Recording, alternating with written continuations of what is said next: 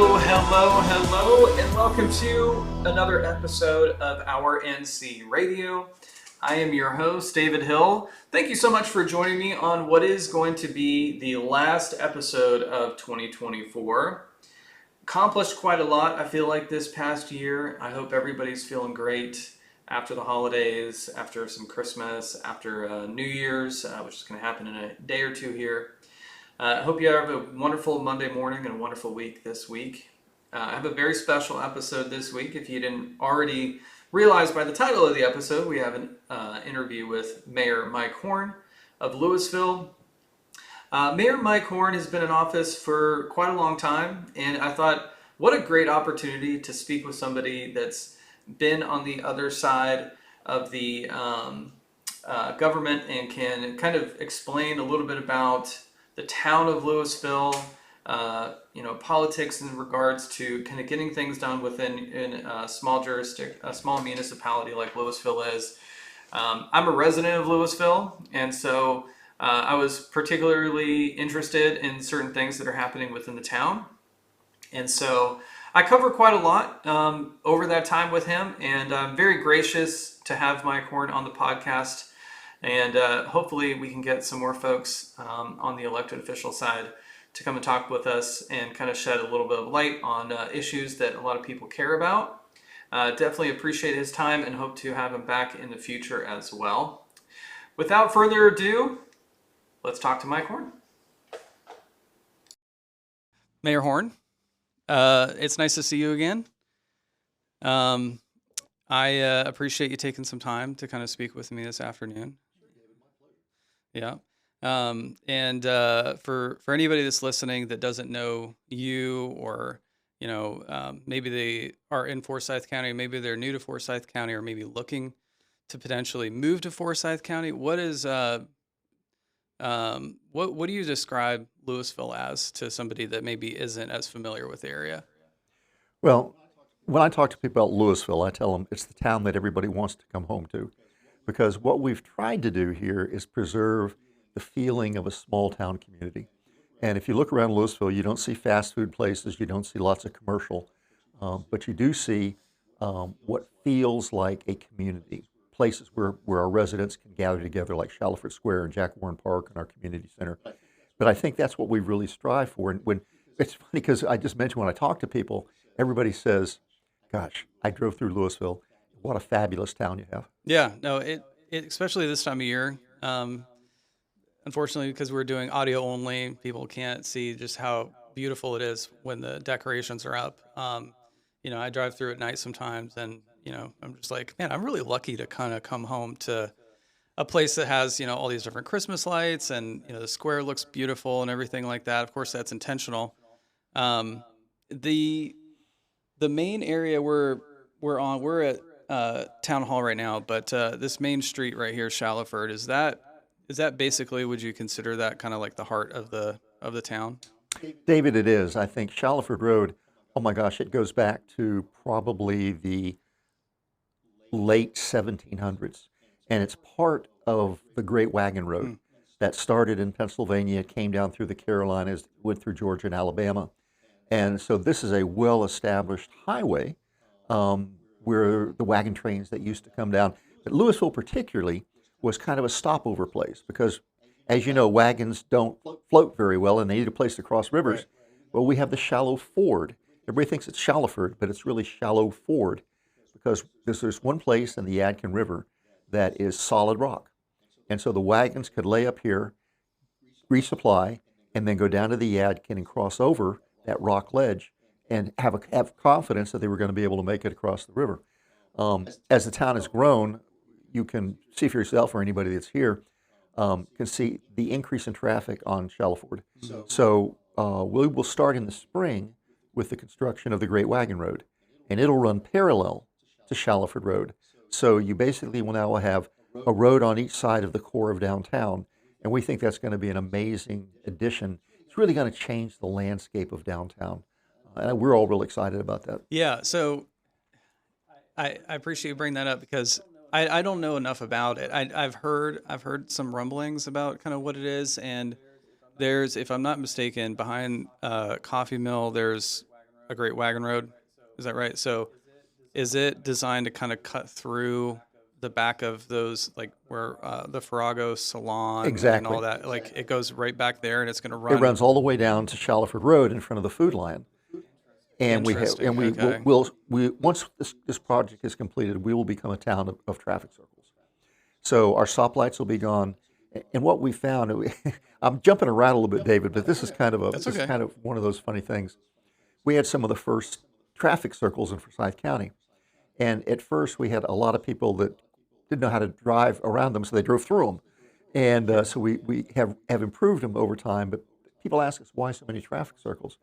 Well, number one, when you don't have cars stopping, you reduce the amount of air pollution because you get to the circle and you drop in and circle and leave on whatever side you want to Mm. get out on. Second thing is it reduces the number of accidents, so they're much safer.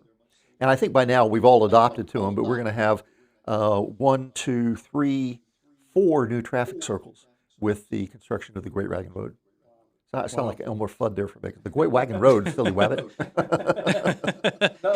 No, it's really cool. I wanted to talk about that. It seems like that's probably the biggest project that's coming up. How long has that kind of been in the works? 20 years, easily 20 20 years, years. yeah. How Oh, long? So probably more tell than me a that. little bit about your history. How have you did you grow up here in the area, or when did I you? didn't. I grew up in the Florida Keys, and Okay. through my work-related travels, I ended up in Winston-Salem and started an advertising and marketing firm there, and kind of stayed there. That was 1984, and I've been here ever since. I came to Lewisville in 1991 and joined the council in 1993. So I've served on the council either as a councilman or mayor since that time. And Wow. but we early on we understood how growth can negatively impact a community. So Mm. everything we've done has been very deliberate in our planning. As traditionally as roads become more heavily traveled, the solution is just to continue to widen them. I mean, if you look at Clemens, you can see the exact application of that. That you widen to 2 lanes, you widen to 3 lanes, you widen to 4 lanes, you widen to 5 lanes. Yeah. Well, Yeah. that destroys a community. So we came up with the idea to have parallel roads. Shallowford Road, which is the established road, and then one block over, the Great Wagon Road. So we Gotcha. maintain our 2 lane roads. And we'll have a turn lane and bike paths, those types of things. But it doesn't destroy our community. So it's more like kind of like a grid as opposed to just a big wide Exactly. That's cut exactly through. right. Got it. Got it. Got it. It's interesting because it's not like, well, kind of like what you said. It's not something you see every day. You know, Clemens, our neighbor, is a lot more busy than we are. At least it feels that way. Um, and it can definitely get congested at time. But it's such a stark contrast from like living here, traveling here, and going through Clemens. You're like, what's all this stuff? Well, unfortunately, they were at a somewhat disadvantage because the horses were already out of the Mm, barn when they really began to try to get a handle on their planning. We were much more fortunate is that commercial growth had not crowded into Louisville at that particular point. So we were able to say, our downtown, we're going to keep it pedestrian friendly. We're not going to have fast food places. In fact, if you drive up and down Shallowford Road, you will not see a drive-through, with the exception of our pharmacy and our banks. So that's why you don't have McDonald's and mm, RVs and everybody else lining the road. But what that helps to do is to maintain that smaller town feel. And we were fortunate to be able to do that. In fact, I've got a number of friends in Clemens who say, "Gosh, I wish Clemens could be a little more like sure. Louisville." And my friend Mike Rogers, who's the mayor there, and I chide him all the time about, we're getting a lot of Clemens residents that are moving over to Louisville. Why do you think that is? Yeah, no, I mean, what do you say to folks that maybe consider that maybe a negative, right? Like if there's obviously not as much business here compared to somewhere like Clemens. Is that do you view that as a negative just in terms of like tax revenue and that sort of thing, or? Well, I mean, David, that's a really interesting point. Um, I mean, I think when you look at tax base, commercial development generates a much higher property tax base than residential does. But at the same time, commercial development can absolutely destroy the character of a community. When we ask people, please describe Yeah. Lewisville, they will say, oh, it's a small town community. When you ask people to describe Clemens or Winston-Salem or Kernersville, oh gosh, those are really big commercial areas. So I think that the trade-off is, yeah, we don't have quite the property tax base which is offset by commercial growth, but we still have been able to maintain the feel Yeah. that in our surveys the residents all say they want. Is there any challenges associated with that, like not being able to do certain things you feel like you want to do for the community, or You know, David, you always want to do more, yeah, and what we have done really intentionally is to plan for the kinds of things that we think are important to maintaining the community: sidewalks, parks, square activities, and all of those are regularly funded. Now, major projects, if we wanted to build, I don't know, a gymnasium complex, well, that would be a real struggle for us yeah, because we don't have that kind of revenue to be able to do it. But to trade that off, what we do is every year we have what's known as capital. I'm going to get a little technical here for a second, yeah, no. but they're called capital reserve Listeners accounts. will geek out on that. Yeah, I know they will. If you're in city government, town government, you'll love this one. Yeah, Um, we have what's known as capital reserve accounts. And what that means is that we'll identify a project that we're going to want to build in the future. And then every budget year, we put a little bit of money in there until sooner or later when we get ready to build it, we have a nice savings account that we can apply toward that. That's how we built the square. That's how we built Town Hall. That's how we built Jack Warren Park. That's how we built Mary Alice Warren Community Center. gotcha. And same with the Great Wagon Road. It's something And the that's GWR, been on yeah. the plan for Exactly. For a long time. yeah, sure. So I spoke with you. I came over here with my daughter a couple of weeks ago, and it just was like, hey, kind of give me the whole rundown, everything like that. And you put it, local government. You put it in kind of like what you do at the town of Lewisville. You put it to me in a pretty easy to understand way. For those of us that are kind of just now getting into, community engagement, politics, that sort of thing. What is the role, town government, and then you as mayor, what is your role within that government? Yeah, I mean, fundamentally, and we, excuse me, we may look at town government a little bit different than some communities. Number one, we got to be sure your roads are fixed. Number two, we got to be sure your garbage is picked up and your recycling is taken out. Mm. Number four, that was 2 and 3 combined. Number four is we've got to be sure you're safe. And so those are our biggest expenditures in the town. Now, over and above that, I'm going to use a phrase called creating a sense of community. Well, we have a lot of neighborhoods, but they're different neighborhoods. And unless you have places where neighborhoods can come together, then you can't build a sense of community.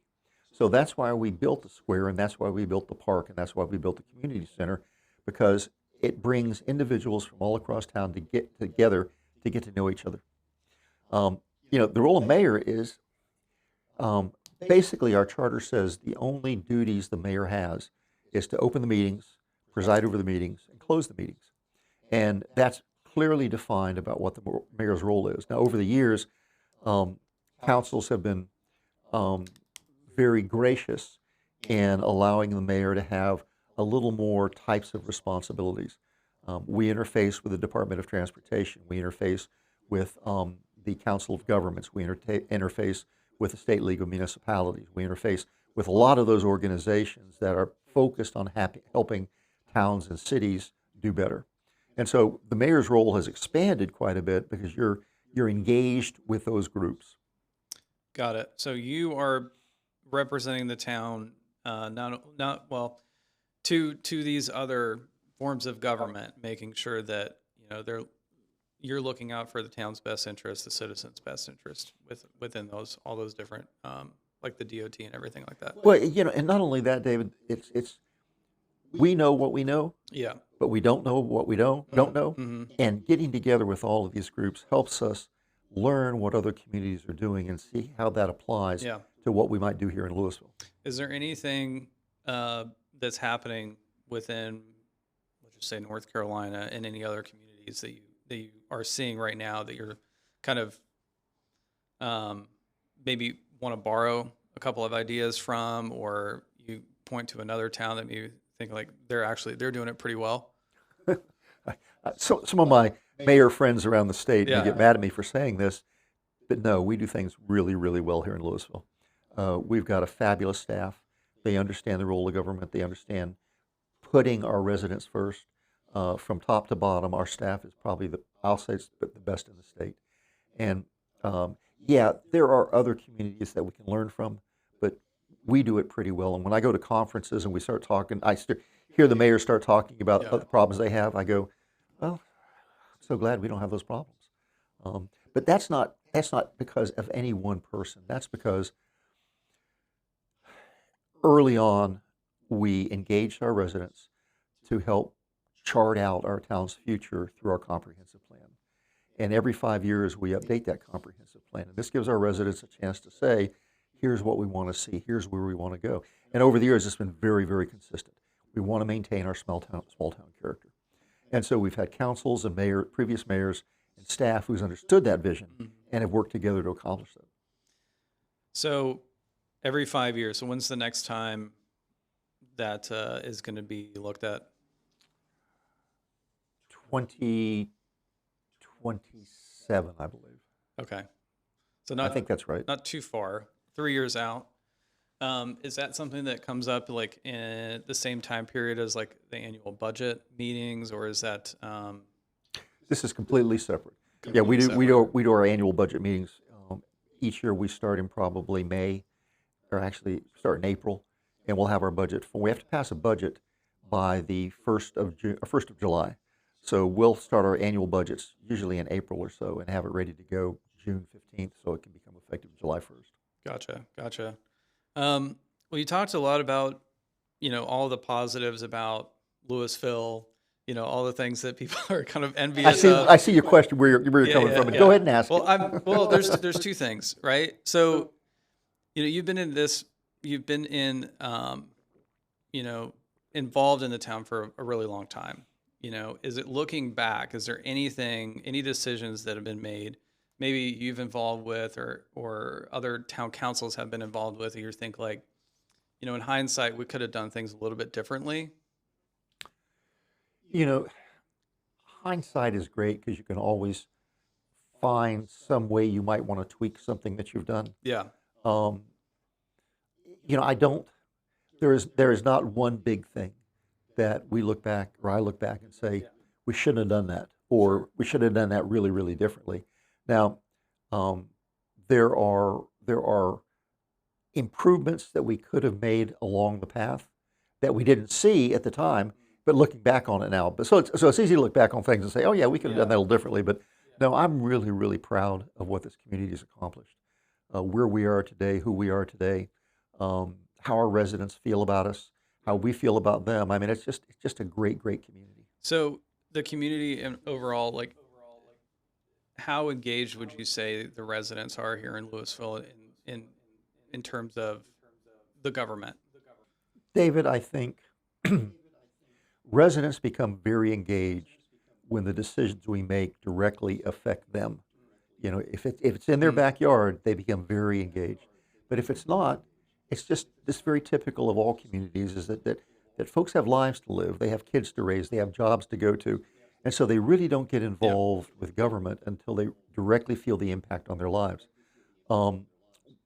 We are we are very fortunate in the fact that we have a number of committees made up of resident volunteers who help us with various projects, planning parks, planning programs, doing beautification projects, those kinds of things. So we have a core group of people, I'm going to say of maybe 40, that are very, very engaged with the town beyond, their own home and their own backyard. So how many residents do we have here in Louisville? 14,000. 14,000. So the 40 that are like the core on the committee, like tried and true, like you can count on to get engaged. And then the rest of us, right? Where, I guess it's, I'm wondering why isn't there more people engaged in this type of stuff? Like, because whenever something happens that people don't agree with, there's hundreds of people raising their hands at, like, jumping on Facebook or, coming to the meetings, and they're coming out of the woodwork to tell you how unhappy they are. But if everything operates smoothly, the trash gets taken out, the roads get fixed, Right. and all that boring stuff, right? They're nowhere to be found. But and I'm just wondering, like, it's not that those little things don't matter. It's just they don't view it as important, or Well, I think it's not top of mind yeah. with everybody because every day each one of us are facing all the various challenges that we just to get through our own lives. Mhm. And to say, well, I'm going to now take time to get involved in town government is not necessarily a priority with folks. Not only from where they are in their lives, but just time. There's just not enough time. Sure. David, there's not a doubt in my mind today that I couldn't go on my mayor's Facebook page and say, folks, we have this challenge coming up and I need 50 people to volunteer. Mm. I would have 50 people volunteer. When we collected supplies for Western North Carolina, Yeah. I got on we went up on our town website.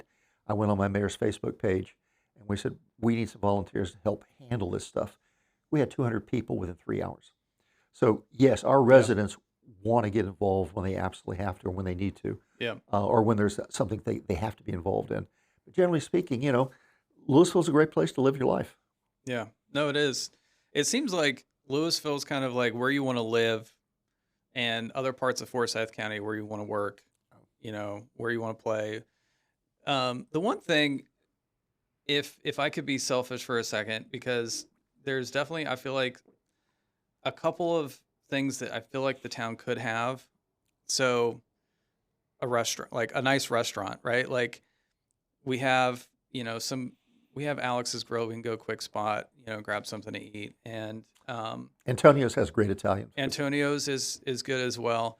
But, you know, something like a bistro, somewhere you could sit down and have a patio and that kind of thing. Like, I know we don't want drive-throughs and all that kind of stuff, but is there anything that's just like for me top of mind? But is there anything else that you could think of, or maybe you agree or disagree about that that you wish we could incorporate into the town or we could attract to the town? Well, I mean, I think depending on what you perceive the role of government to be, um, should government get involved in providing incentives to attract types of businesses to Louisville? Sure. It's been our position over the years that no, that's not the role of government. The role of government is to make sure, as we said before, the roads are good, the city is safe, and it's a good place to live. And if we can accomplish that, then we've created a perfect environment for business.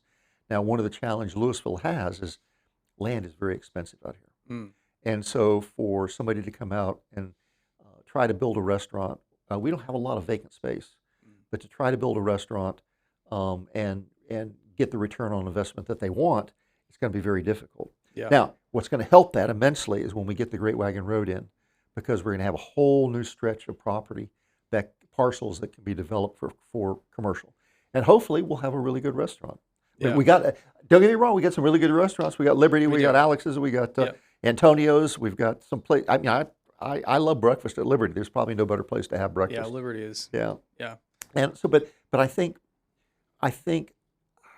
we've had opportunities for our residents to support businesses, and they've not been as successful Mm. in doing so. Nobody's going to open a business with the intent that they're going to fail. Right. You know, if you're open a business, you want to succeed, you want to make money. And so I think in that context, Louisville has a lot of wealth here. Mm. We have a pretty good basis of population. Yeah. But the cost of opening a business here is pretty steep. Yes. So since you've been involved in government here for a long time, I'm not sure how long you plan on being in government, but there's two things coming up, right? There's an election coming up next year. Right. as we're recording this, it's still 2024. Right. This may air in 2025, but that's coming up, and there's some changes happening as far as electing local officials. But whether you are reelected or you're running again or not running again, since you've had so much time here, what do you want your legacy to be? What do you want people to remember? Mayor Mike Horn. What type of impact do you feel like people you want people to recount kind of from your time? David, I'm asked that a lot. This next year, 2025, will be my last year as mayor and my last year in town government. Um, I don't think about a legacy. What I think about is all of the work that has been done by so many people as part of councils and staffs and residents who've made Lewisville like it is today. I don't necessarily look at that as a legacy. I look at it as this is what we've accomplished working together. If somebody wants to say, well, Mike was a really good mayor, that's great. I'm happy that they say that, but it's not something that I accomplished by myself.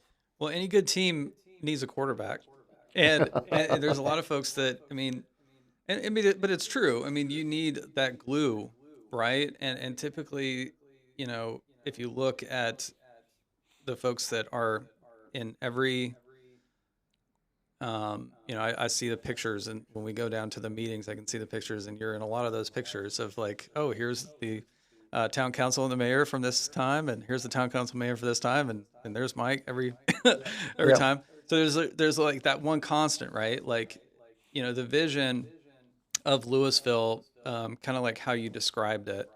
It's something that you've obviously championed, but as new residents come in, as younger people maybe decide to run for elected office, get elected, and maybe their vision is slightly different, right? Maybe because of outside circumstances, maybe that, you can't really control within the town. But if people view the needs of the town changing at some point, they have, a right to have their voice heard and change things and that kind of thing. But that one constant, like the glue guy, like I said, has been you.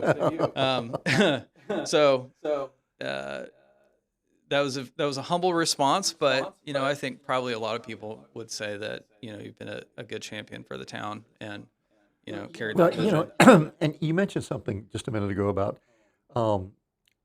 new people wanting to run for government with a different vision. We only have one vision, and the vision is in our comprehensive plan.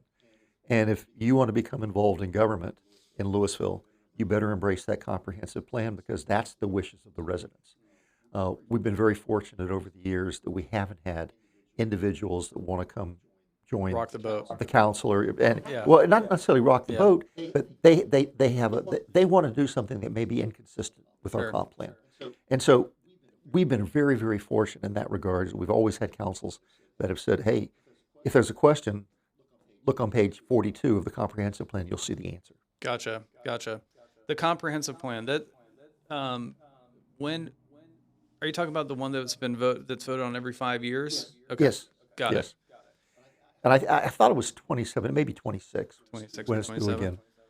Time passes very quickly for me. So now I'm definitely very appreciative of you, taking the time to speak with me this afternoon. And may I add one final no, thing? please. And this is an appeal to all of the folks who are listening to your podcast. For over 30 years, Lewisville has been nonpartisan.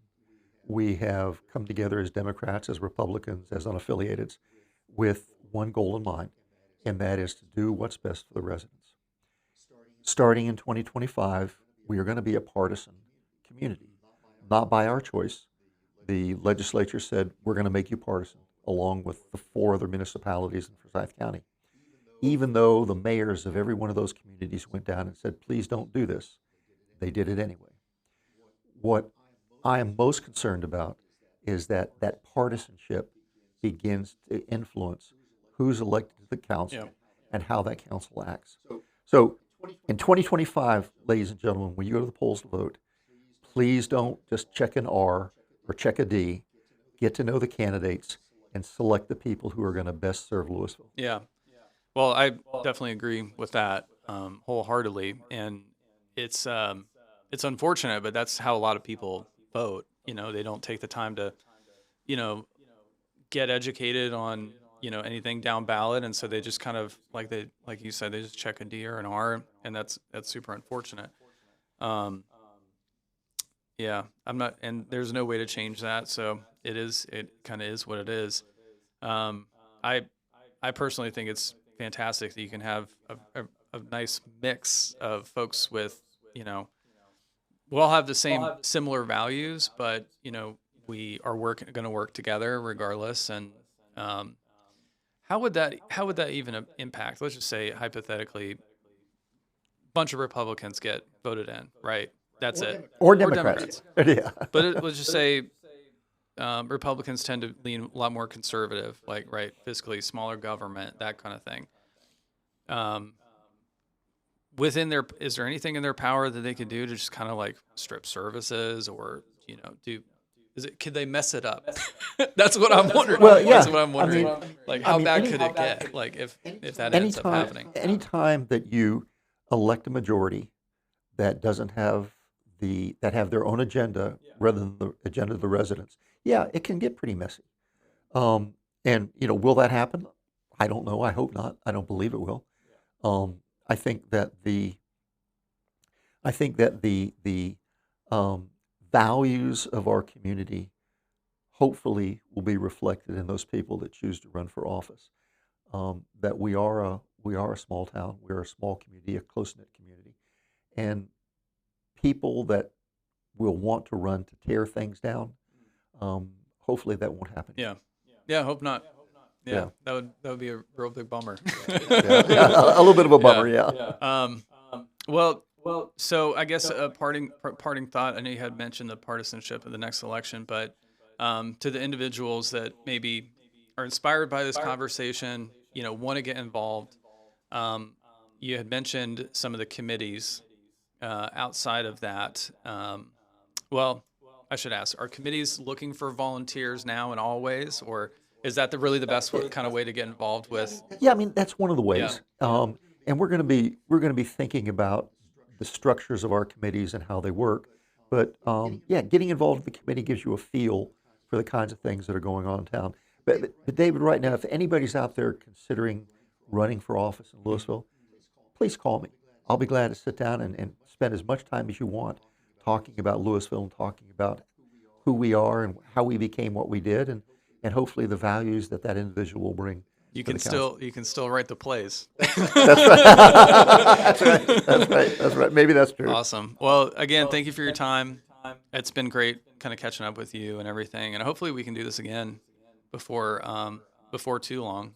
Forsyth County is a small place, and that's our listeners live in Forsyth County, and that's pretty much all we talk about. So, Anytime, David. I've enjoyed it. Awesome. Well, thank you so much. All right, so that was our time with Mayor Mike Horn. I want to just say thank you again for everybody that tuned in to the episode this week. I am just floored by the positive response of the podcast so far, and I know that this is just in its infancy, and I'm excited for kind of where the future takes us, what 2024 looks like for our community, for the show. I'm excited to get to meet and know a lot more of y'all that live here in the area. If you have any questions regarding anything we've talked about on the show today, please feel free to reach out to myself. You can always reach out to Mayor Horn as well. He has his own Facebook page. Feel free to go and give that a like and follow. Same with the town of Lewisville. They do a great job communicating with residents and people that are interested in what's going on in the town. So please follow them on Facebook. And as I had mentioned earlier on, if you're not already subscribed to the podcast, you can do so by visiting us on Spotify. Subscribe, and you can listen to us there.